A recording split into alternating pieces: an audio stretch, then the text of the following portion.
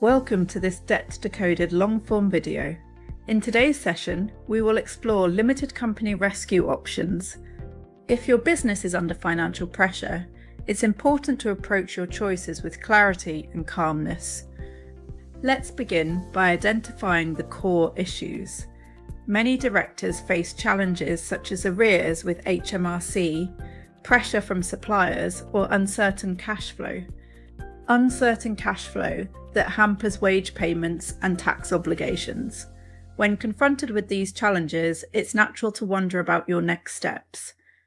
Should we pursue a CVA, enter administration, refinance, or can we simply salvage the company?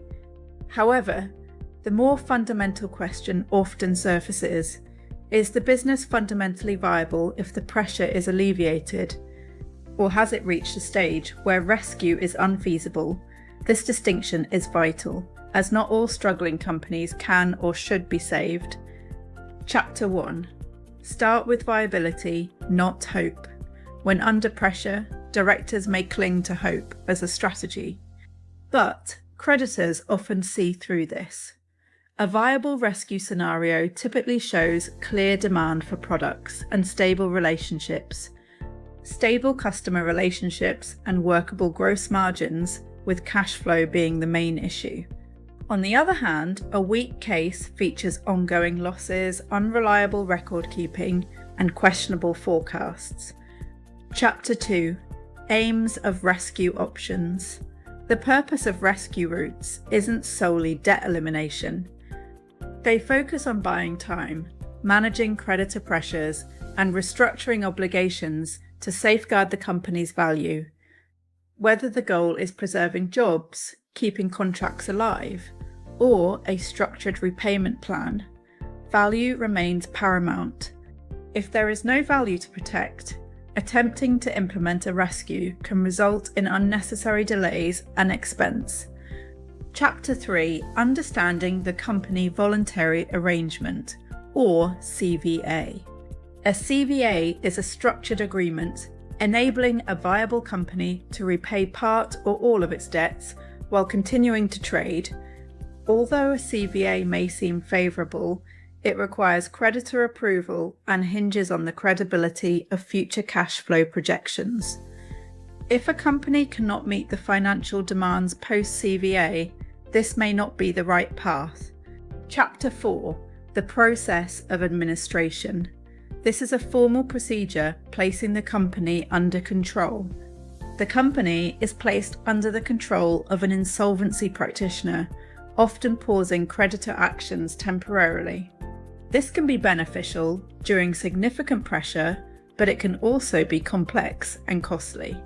Administration is appropriate for companies with underlying value that requires protection during challenging times. Chapter 5. Exploring informal deals with creditors. Not every rescue needs to be formal. Sometimes a business can stabilise through informal arrangements like HMRC's time to pay scheme or supplier negotiations. These work best when issues are recent and clear. However, the inherent fragility of informal deals may expose you to risk. Chapter 6. Refinancing or attracting new investment. New funding can sometimes rescue a business. This may involve asset-based lending or contributions from shareholders. However, additional funds must address the core issues. Providing capital without a robust plan can exacerbate losses. Be mindful of personal guarantees that could emerge. Chapter 7. Pre-pack sale through administration. For businesses that can no longer operate as they are. This involves arranging a sale of the business prior to appointing administrators, effective for preserving jobs. This route requires due diligence because of potential reputational concerns and scrutiny during the process. Chapter 8. Recognizing when rescue is not appropriate, addressing the harsh reality. There are times when closure is more suitable. If there's a lack of market viability, ending operations might be best to protect value. Chapter 9. Systematic comparison of options. This can significantly ease decision-making for directors.